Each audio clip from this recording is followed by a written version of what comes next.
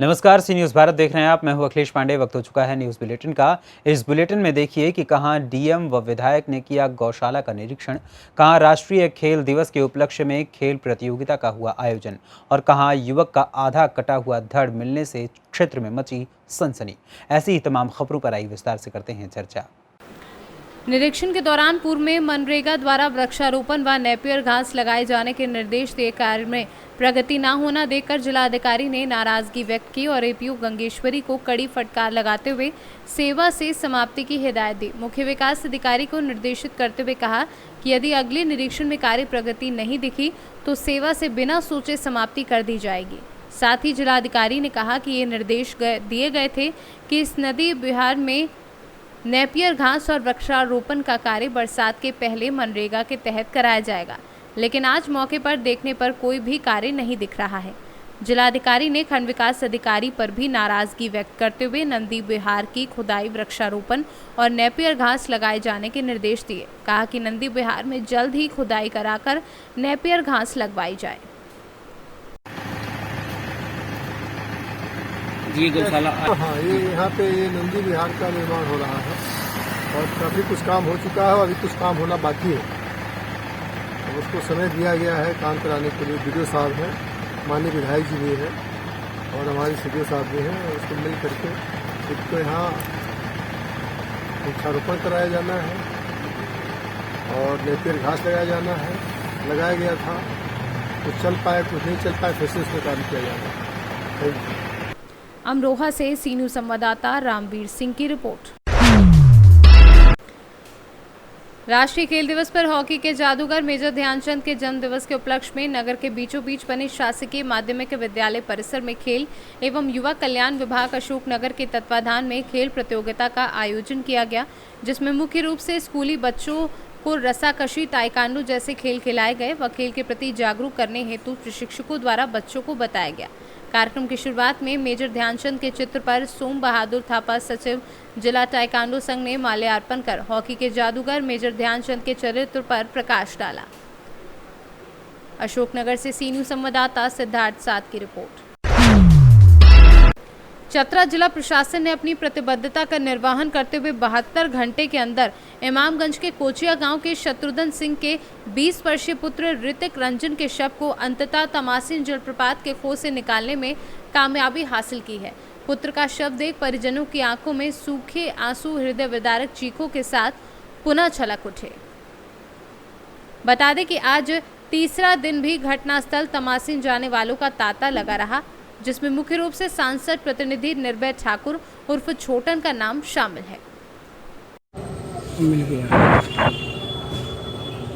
देखिए, 3 दिन पहले परसों एक 12 चट्टी इमामगंज गया बिहार के रहने वाले युवक के डूबने की सूचना हम लोग को मिली थी। उस वक्त से लेकर लगातार जिला प्रशासन और स्थानीय लोग जो है तलाश उनका कर रहे थे। कल शाम से एनडीआरएफ भी के कुछ लोग आए थे और आज सुबह में पूरी एनडीआरएफ की टीम आके खोज कर रही है। हम लोग सब तलाश कर रहे हैं। इसी में हम लोग को मालूम चला कि आगे 10 किलोमीटर या 7-8 किलोमीटर पर जो है एक शव जो है मिला है। उसकी पहचान हम लोग पुष्टि करने के बाद जो यहाँ पर आए हैं, शव को जो है लाने का प्रयास किया जा रहा है ऊपर। सर, ये जिले का सबसे सुदूरवर्ती इलाका है और यहाँ विकास के मामले में एकदम पिछड़ा हुआ इलाका है और ऐसे लगातार घटना साल में तो मैंने प्रखंड विकास पदाधिकारी को उस और ध्यान दिया है और ये सैंक्चुअरी इलाका है। तो सैंक्चुअरी इलाका होने के बाद ये प्रतिबंधित वन क्षेत्र है। हम लोग देखते हैं, उसके बाद भी समन्वय स्थापित करके क्या राज्य सरकार की स्कीम चल रही है उसको हम पूरा करेंगे। सर, तमासिन को क्या बरसात के समय में पता का कोई सा भी जो है कभी भी आ सकता है। सतर्क लोग रहेंगे तो कोई समस्या नहीं होगी। जब बारिश हो रही है, जलस्तर बढ़ा हुआ है, प्रशासन पुलिस सब लोग हम लोग अपील करते हैं। सरकार की तरफ से भी एडवाइजरी दिया जाता है। मौसम का आजकल के ज़माने में जो है अपडेट आपको 4 घंटा पहले मिल जाता है कि इस क्षेत्र में तेज़ बारिश होगी। तो ऐसे में लोगों को चाहिए भी, सब लोगों के पास मोबाइल भी है तो चाहिए भी है और बच्चों के परिजनों को चाहिए कि बच्चों को इस चीज़ के लिए जागरूक करें। चतरा से सी न्यूज़ संवाददाता लकी की रिपोर्ट। इंदौर के खाजराना थाना क्षेत्र में एक युवक का आधा कटा हुआ धड़ मिलने से क्षेत्र में सनसनी फैल गई है। मौके पर पहुंची पुलिस और एफएसएल की टीम जांच कर शव को पोस्टमार्टम के लिए अस्पताल भिजवाकर मृतक के आधे धड़ की तलाश में जुट गई है। क्या पूरा घटनाक्रम रहा है?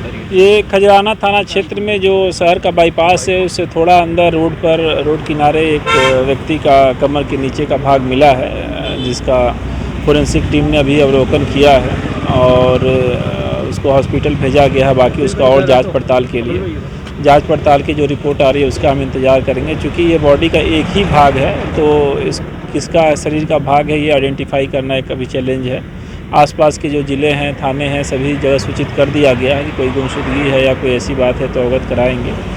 और इसके अलावा जो इस रूट के कैमरे वगैरह हैं वो भी चेक कराए जा रहे हैं। तो इस पूरी तत्परता से इसमें जांच की जा रही है और पूरा प्रयास रहेगा कि जो व्यक्ति है उसको चिन्हित करके उसमें आगे की कार्रवाई की जाए। फिलहाल जो अपनी वैधानिक प्रक्रिया होती है मर्ग जाँच करके मर्ग की जांच की जा रही है और इसमें पूरा प्रयास रहेगा कि हम इसको डिटेक्ट करें। पैर भी बंधे हुए थे, पैर बंधे हुए सर, इसके पैर भी बंधे हुए हैं। हाँ, पैर इसमें बंधा हुआ दिख रहा है और जो शरीर का भाग वो पीएम के लिए गया है। तो वहाँ डॉक्टर की भी एक रिपोर्ट अपने को प्राप्त होगी कि इसमें क्या संभावना कैसे हो सकती है, वो एक जांच का विषय है। दूसरा, शरीर का दूसरा भाग या किसका शरीर है ये चिन्हित करना भी अभी प्राथमिक स्टेज में काफ़ी इम्पॉर्टेंट है। उसमें हमारी टीमें लगी हैं, हम लोग लगातार प्रयास कर रहे हैं और कोशिश रहेगी कि जल्द से जल्द इसका पता किया जाए। सर, क्या लग रहा है, कोई उम्रदराज हो सकता है, युवा हो सकता है, क्या कुछ लग रहा है इस संबंध में? जो पुरुष का शरीर है ये इसमें स्पष्ट है। इसके अलावा जो मेडिकल की टीम है वो उसको परीक्षण करने के उपरांत जो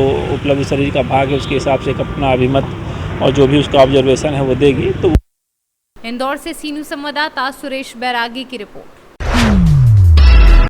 सहरसा जिला की सोनवर्षा राज प्रखंड के बसनई थाना क्षेत्र अंतर्गत रघुनाथपुर पंचायत के चकला टोला निवासी हीरा मंडल का 25 वर्षीय पुत्र सितेश मंडल उर्फ सितवा को मधेपुरा जिला क्षेत्र के उदा किशनगंज थाना क्षेत्र के करामा और सपरदाहा के बीच पुलिया पर अज्ञात अपराधी ने बाइक व नकदी लूट कर गोली मारी। वहीं स्थानीय लोगों की मदद से एम्बुलेंस को बुलाया गया। इसी दौरान अस्पताल जाने के क्रम में उसकी मौत हो गई। मृतक के परिजनों को सूचना मिलते ही उनका रो रो कर बुरा हाल है। इस तरह की दुखद घटना से आसपास के लोगों में कोहराम मचा है। बता दें कि अपराधी ने 3 गोली मारी और घात लगाए बैठे अपराधी ने 3 गोली मारी और मौत के घाट उतार दिया। पुलिस ने बताया कि अपराधी को पकड़ने की छापेमारी अभियान जारी है। सहरसा से सीनू संवाददाता मृत्युंजय कुमार की रिपोर्ट। जिला शाजापुर तहसील शुजालपुर मध्य प्रदेश में हो रही सड़क दुर्घटनाओं को रोकने के लिए पुलिस मुख्यालय भोपाल द्वारा चलाए जा रहे सड़क सुरक्षा सप्ताह के समापन पर शुजालपुर शहर में पुलिस द्वारा वाहन रैली निकाली गई। इसमें सिटी मंडी थाने का स्टाफ एवं यातायात समस्त स्टाफ उपस्थित रहा। शाजापुर से सीनू संवाददाता राजकुमार धाकड़ की रिपोर्ट। नीलांबर पीताम्बरपुर प्रखंड के मीरा भांग इजारा में एक तालाब को अस्थायी रूप से कब्जा कर दिया गया है, जिससे गांव में विवाद की स्थिति हो गई है। कब्जे से स्थानीय ग्रामीणों में गुस्सा देखा गया। मामला प्रखंड स्तरीय जनता दरबार में पहुंचा था, जिसके बाद बीडीओ एससीओ अनिल कुमार तथा प्रखंड प्रमुख सुनील कुमार पासवान मामले का निरीक्षण करने मंगलवार को मारीभंग तालाब पर पहुंचे, जहां सुरेश्वर राम एवं अन्य ग्रामीणों ने अंचलाधिकारी को बताया कि यहां एक तालाब 1962 में बना है और दूसरा 1964 में। उस समय जमीन का किस्म गैरम जरुआ था, बाद में बंदोबस्ती कराई गई। वर्ष 2018 में सरकारी पैसे से इस तालाब का जीर्णोद्धार भी हुआ।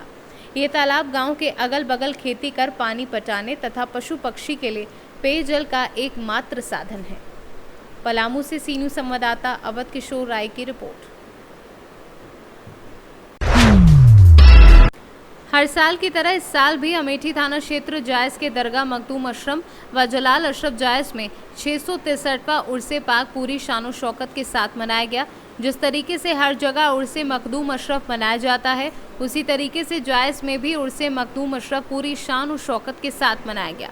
हर साल की तरह इस साल भी हिंदुस्तान की जगह जगह से मुंबई, दिल्ली, अजमेर शरीफ जैसे शहर से मशहूर कव्वाल हजरात तशरीफ लाए और हुजूर की मोहम्मद में बेहतरीन कव्वाली से महफिल में समा बांधा। कोरोना काल के बाद इस साल काफ़ी संख्या में ज़ायरीन भी मुंबई, दिल्ली, कोलकाता, मध्य प्रदेश जगह जगह से तशरीफ लाए। लोगों ने बताया कि दिल से जो भी मन्नतें मांगी जाती हैं, इस आस्थाने से पूरी होती हैं। प्रोग्राम की शुरुआत कुरान खानी, चादर गागर व कव्वाली के प्रोग्राम में आशिकों का एक बहुत बड़ा काफिला मौजूद था। बता दें कि कुल शरीफ के बाद धर्मगुरु सैयद मिराज अशरफ ने मुल्क में अमन व चैन कायम रहे, इसके लिए दुआ मांगी। आने वाले सभी हजरात को मुबारकबाद भी पेश की।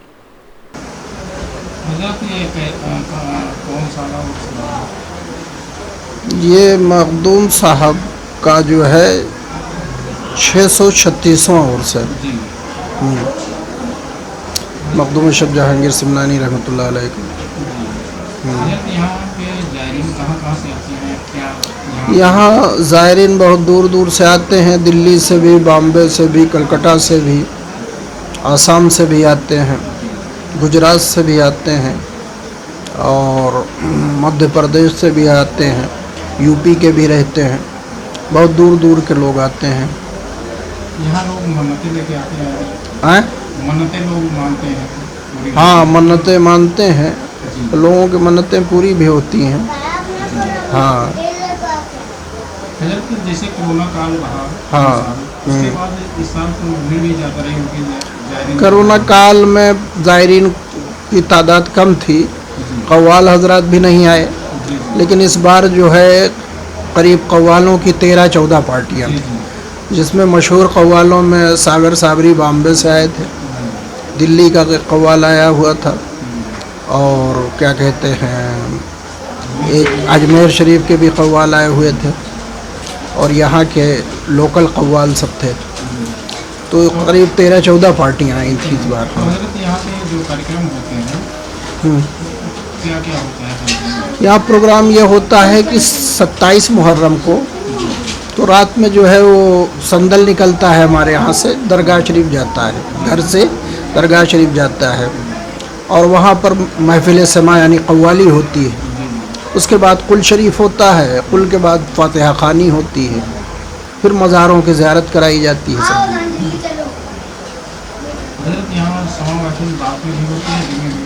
हाँ, दोनों में होती है। 29 तारीख को दिन में हमारे घर से चादर निकलती है जो दरगाह शरीफ जाती है और मज़ारों पे चढ़ाई जाती है और वहाँ दरगाह शरीफ में महफिल भी होती है जो लगभग यहाँ से हमारा लोगों का जुलूस जो है 12 बजे निकलता है। नए दिन में 12 बजे निकलता है, 4 बजे तक महफिल चलती है और रात में जो है वो 10 बजे से लेकर के सुबह 4 बजे तक महफिल चलती है। 4 बजे के बाद कुल शरीफ होता है, उसके बाद फिर गुस्ल फातिहा खानी और गुस्ल शरीफ होता है।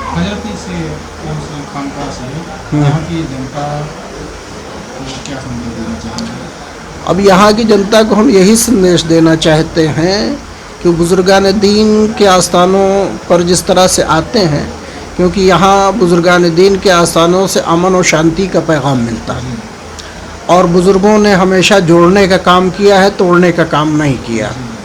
तो यहाँ आने से ये फ़ायदा होता है कि कम से कम उनको अमन और शांति का पैगाम मिलता है और बुज़ुर्गों ने यही किया है।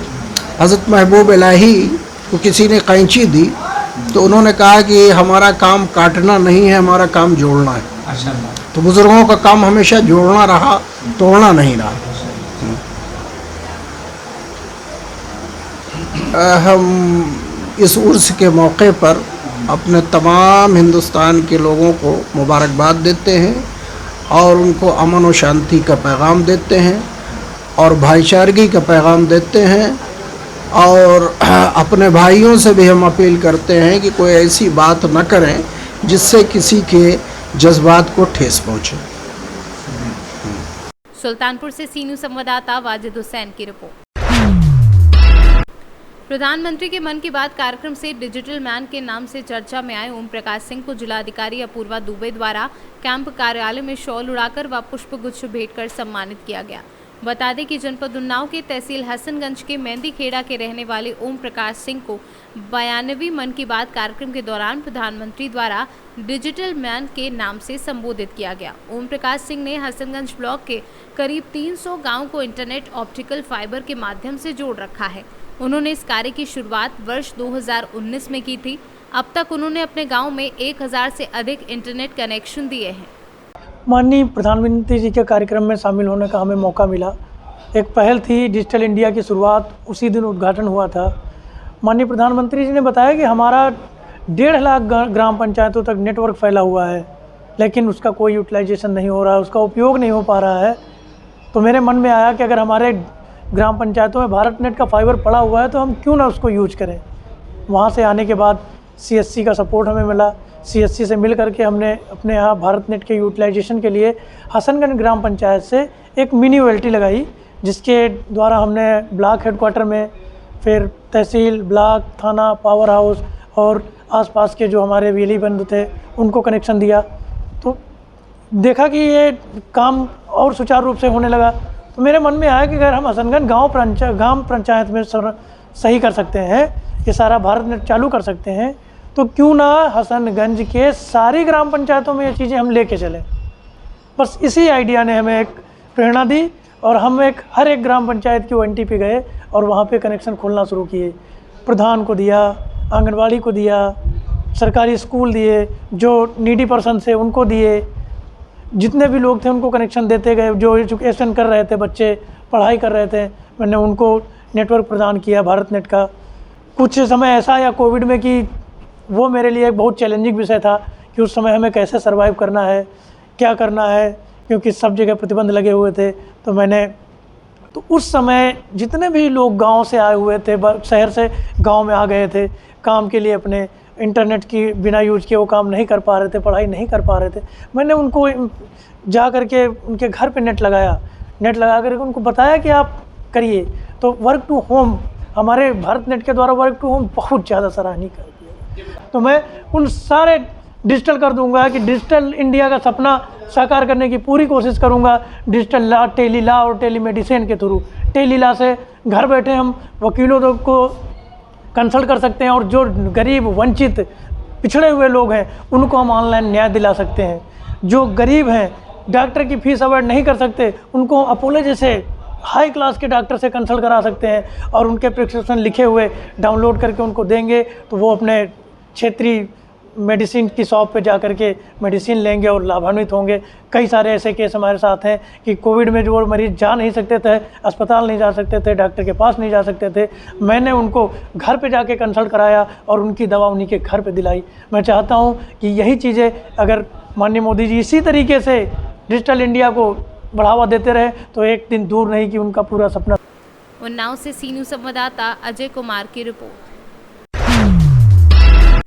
एक और सरकार बेटी बचाओ और बेटी पढ़ाओ का नारा देती है तो दूसरी ओर बेटी के नामांकन के नाम पर बिचौलियों द्वारा अवैध वसूली की जाती है। बात कर रहे हैं तीसरी प्रखंड की कस्तूरबा विद्यालय की। किजुरी पंचायत के निवासी प्रेम हासंदा ने कहा कि कुछ दिन पूर्व असगंदों की सेविका सुनीता मुर्मू किसी बिचौलियों को लेकर घर पर पहुंचती है और कस्तूरबा विद्यालय के नामांकन कराने की बात कहकर 7,000 रुपये की अवैध वसूली की जाती है और कस्तूरबा विद्यालय में नामांकन का आवेदन पर्चा भर दिया जाता है। जब विद्यालय में नामांकन सूची लगाई जाती है और बच्ची का नाम लिस्ट में नहीं रहता तब अवैध वसूली की पोल खुलती है। क्या नाम है भैया आपका? किस लिए आप आए हैं विद्यालय, कस्तूरबा विद्यालय? बच्चा का ये नामिनेशन करना चाहिए थे ना। अच्छा, तो अभी लिस्ट नहीं है। लिस्ट में नाम नहीं है? हाँ, अच्छा अच्छा। कब करवाए फॉर्म, कब भरे थे आप? उस समय आपको डेट तो याद नहीं है। हाँ, कहाँ घर हुआ आपका? हाँ, दूधपनिया। हाँ, एडमिशन के नाम पे कुछ पैसा वैसा लिया गया था क्या? हाँ, पैसा तो लिया गया था, पिंटू वर्मा लिया था। और आंगनबाड़ी वाला सुनीता था। सुनीता वो कहाँ की? हाँ, असगंदो का। कितना पैसा लिए थे? 7,000 रुपये लिए थे। लेकिन लास्ट लिस्ट में नाम नहीं है अभी तक?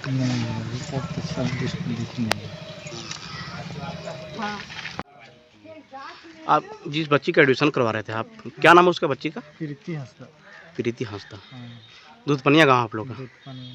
अच्छा, जो पिंटू बरवाल बता रहे हैं आप, वो कौन सा पिंटू बरवाल है? तीसरी का है। क्या करता है वो? ठेकेदारी भी करता है और दुकानदारी भी करता है। कौन सी दुकान है उसका? राशन दुकान। चौक पे दुकान है? हाँ। अच्छा अच्छा। कितना पैसा लिया था? 7,000।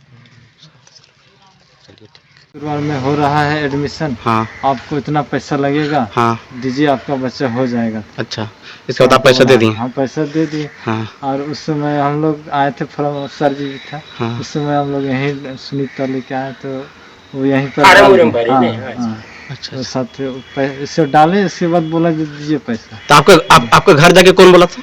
दोनों व्यक्ति, पिंटू परमाल भी और सुनीता भी। दोनों गए थे घर आपका? प्रेम जी ने आपके ऊपर आरोप लगाया है कि कस्तूरबा गांधी के नाम पे, एडमिशन के नाम पे 7,000 रुपया लिए। इस पर आप क्या कहिएगा? हम पैसा लिए हैं। पैसा नहीं लिए। ना। झारखंड से सी न्यूज़ संवाददाता आनंद बरनवाल की रिपोर्ट। फिलहाल के लिए इस न्यूज़ बुलेटिन में इतना ही। देश दुनिया की तमाम खबरों के लिए देखते रहें सी न्यूज़ भारत। हर खबर आपके साथ, आपके हाथ।